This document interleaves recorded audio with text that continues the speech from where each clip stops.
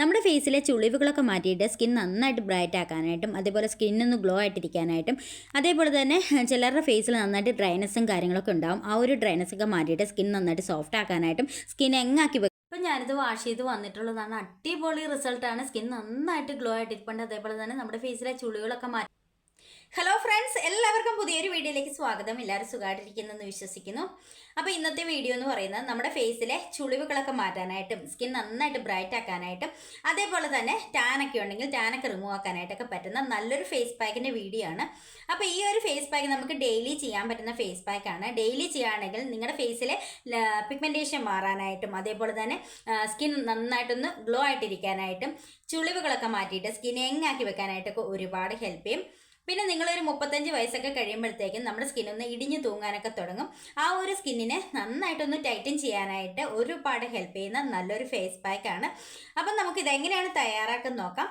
അതിന് മുന്നേ ആദ്യമായിട്ട് കാണുന്ന കൂട്ടുകാർ ആരെങ്കിലും ഉണ്ടെങ്കിൽ ഒന്ന് സബ്സ്ക്രൈബ് ചെയ്തിട്ട് കാണുക. ഇഷ്ടപ്പെട്ടാൽ ലൈക്ക് ചെയ്യുക, ഷെയർ ചെയ്യുക, കമൻറ്റ് ചെയ്യുക. അപ്പം നമുക്ക് നേരെ വീഡിയോ കാണാം.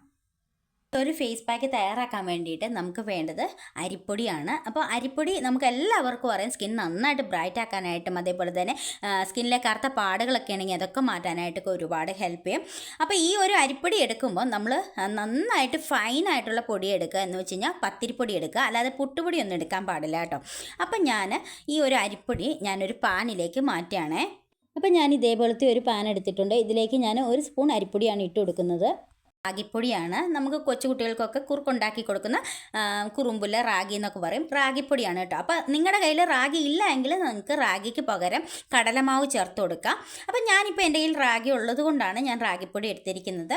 അപ്പം ഞാൻ 1 സ്പൂണാണ് ഇട്ട് കൊടുക്കുന്നത്. നമ്മൾ അരിപ്പൊടിയും 1 സ്പൂണാണ് കേട്ടോ ഇട്ടിരിക്കുന്നത്. അപ്പം റാഗി 1 സ്പൂണും അരിപ്പൊടി 1 സ്പൂണുമായിട്ട് എടുക്കുക. ഇനി നമ്മൾ അടുത്തായിട്ട് ചേർത്ത് കൊടുക്കുന്ന പാലാണ്. നിങ്ങളുടെ കയ്യിൽ പാലില്ല എങ്കിൽ ഇതിന് പകരം നിങ്ങൾക്ക് വെള്ളം ചേർത്ത് കൊടുത്താൽ മതി കേട്ടോ. ഞാനിപ്പം 1/2 ഗ്ലാസ് പാലാണ് ചേർത്ത് കൊടുത്തിരിക്കുന്നത്. അതിനുശേഷം നന്നായിട്ടൊന്ന് മിക്സ് ചെയ്തെടുക്കുക. മിക്സ് ചെയ്തതിന് ശേഷം നമ്മൾ ഫ്ലെയിം ഓൺ ചെയ്തിട്ട് നന്നായിട്ട് ഇതൊന്ന് കുറുക്കിയെടുക്കണം. അപ്പം ഞാൻ ഇതേപോലെ സ്റ്റവ് ഓൺ ചെയ്തിട്ട് കുറുക്കിയെടുക്കാനായിട്ട് വെച്ചിട്ടുണ്ട്. അപ്പോൾ ഇത് നന്നായിട്ട് തിളച്ച് നല്ലൊരു ക്രീമി ടെക്സ്ചറിലേക്ക് ആയിട്ടുണ്ട്. ഈ ഒരു കൺസിസ്റ്റൻസിയിൽ നമ്മൾ എടുക്കണം കേട്ടോ. കാരണം കുറച്ച് കഴിയുമ്പോഴത്തേക്കും ഇത് തണുത്ത് കഴിയുമ്പോഴത്തേക്കും കുറച്ചും കൂടെ തിക്കായിട്ട് നമുക്ക് കിട്ടും. അതുകൊണ്ട് കുറച്ച് ലൂസ് കൺസിസ്റ്റൻസിയിലാണ് ഞാൻ എടുക്കുന്നത്. അതേപോലെ തന്നെ എടുക്കുക. അപ്പോൾ ഇനി സ്റ്റൗ ഓഫ് ചെയ്യാനായിട്ട് പോവുകയാണ്.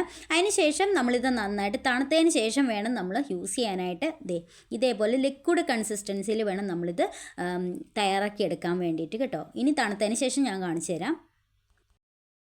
അപ്പോൾ ഇത് നന്നായിട്ട് തണുത്ത് കിട്ടിയിട്ടുണ്ട്. ഇപ്പം നിങ്ങൾക്ക് നോക്കുമ്പോൾ തന്നെ അറിയാം നല്ലൊരു തിക്ക് പേസ്റ്റ് ആയിട്ടുണ്ട് കേട്ടോ. നമ്മൾ കുറച്ച് ലൂസ് കൺസിസ്റ്റൻസിയിലായിരുന്നു എടുത്തിരുന്നത്. പക്ഷേ ഇതിപ്പോൾ തണുത്തതിന് ശേഷം നോക്കുമ്പോൾ നന്നായിട്ട് തിക്കായിട്ട് കിട്ടിയിട്ടുണ്ട്. പിന്നെ നമ്മൾ ഇത് ബാക്കിയുള്ളത് നമുക്ക് ഫ്രിഡ്ജിൽ വെച്ചിട്ട് യൂസ് ചെയ്യാനായിട്ട് പറ്റും കേട്ടോ. ഇനി ഞാനിത് ഫേസിൽ അപ്ലൈ ചെയ്ത് കാണിക്കാം. സ്കിൻ നന്നായിട്ട് ബ്രൈറ്റ് ആക്കാനായിട്ടും ടാൻ റിമൂവ് ആക്കാനായിട്ടൊക്കെ ഒരുപാട് ഹെൽപ്പ് ചെയ്യും. അപ്പോൾ എല്ലാവരും ഒന്ന് ട്രൈ ചെയ്ത് നോക്കാം. അപ്പം നമ്മുടെ ഫേസ് പാക്ക് ഇവിടെ റെഡി ആയിട്ടുണ്ട്. സ്കിൻ നന്നായിട്ട് ബ്രൈറ്റ് ആക്കാനായിട്ട് ഒരുപാട് ഹെൽപ്പ് ചെയ്യും. അതേപോലെ സ്കിന്നിലെ ഡ്രൈനസ് ഒക്കെ മാറ്റാനായിട്ട് ഒത്തിരി ഹെൽപ്പ് ചെയ്യും. അപ്പോൾ ഞാൻ ഇനി ഇത് ഫേസിൽ അപ്ലൈ ചെയ്യാനായിട്ട് പോവുകയാണ്. അപ്ലൈ ചെയ്യുന്നതിന് മുന്നേ ഫേസ് നന്നായിട്ട് വാഷ് ചെയ്തിരിക്കണം. ഇത് നല്ലൊരു സ്മൂത്ത് പേസ്റ്റ് ആയതുകൊണ്ട് തന്നെ നമുക്കിത് അപ്ലൈ ചെയ്യാനൊക്കെ വളരെ ഈസിയാണ്.